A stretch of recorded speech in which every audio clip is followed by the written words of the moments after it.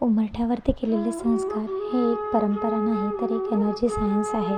हळदीचं लेपन, रांगोळी या सगळ्यामुळे आपल्या घरातील वातावरण सकारात्मक राहण्यास मदत होते. उंबरठ्याचे पूजन करण्यापूर्वी तिथला परिसर स्वच्छ करून घ्यावा.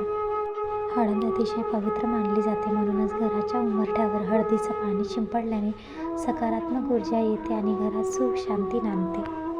हळदीचं लेपन करण्यासाठी थोडी हळद घ्यायची, त्याच्यामध्ये अष्टगंध टाकायचा, गुलाबजल टाकायचा, आपल्याकडे जर गोमूत्र असेल तर ते पण टाकू शकता आणि त्याचे छान घट्ट लेपन करून घ्यायचं. ज्योतिषशास्त्रानुसार घराचा उंबरठा हा ग्रहाचा केंद्रबिंदू मानला जातो. म्हणूनच असे मानले जाते की उंबरठ्यावर हळदीचं पाणी शिंपडल्यानं घरातील वास्तू आणि ग्रहदोष दूर होतात.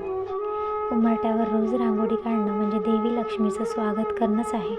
जसं आपला चेहरा आपल्या शरीराचा अविभाज्य भाग आहे, तसेच दरवाजा घराचा चेहरा आहे, त्याला जपले पाहिजे. काळजी घेऊन उंबरठ्याची पूजा अर्चना केली पाहिजे. असे मानले जाते की दररोज उंबरठ्याशी स्वास्तिक काढून नंतर त्यावर हळदीचं पाणी शिंपडल्यास माता लक्ष्मी आणि माता अन्नपूर्णा प्रसन्न होतात आणि घरात लक्ष्मीचा वास कायम राहतो. ज्योतिषशास्त्रानुसार हळदीच्या पाण्यात 1 रुपयाचे नाणे बुडवून त्याने उंबरठ्यावर पाणी शिंपडून रुपया देवऱ्यात ठेवल्यास जीवनात पैशाची कमतरता कधीच भासत नाही.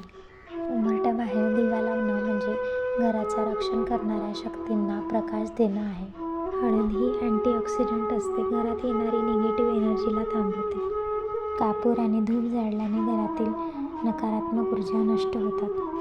म्हणूनच दर गुरुवारी आणि प्रत्येक अमावस्येला उंबरठ्याला हळदीचे लेपन करावे. उंबरठा लेपन केल्याने घरात सर्व शुभ कार्य होतात. घराच्या मुख्य दरवाजावर श्री गणेशाचे पुत्र शुभ लाभ स्थापित केले जातात. त्यामुळे उंबरठ्यावर हळदीचं पाणी शिंपडल्यानं घरात सर्व शुभ कार्य होतात. आणि दारावर स्वास्तिक काढावे. तुम्हाला हवं असल्यास तुम्ही कुठल्याही शुभ कार्याला, अमावस्या, पौर्णिमेला तुम्ही उंबरठ्याचे पूजन करू शकता. त्यामुळे नकारात्मक ऊर्जा नाहीसा होतं आणि सकारात्मक ऊर्जेचे वारे वाहू लागतात.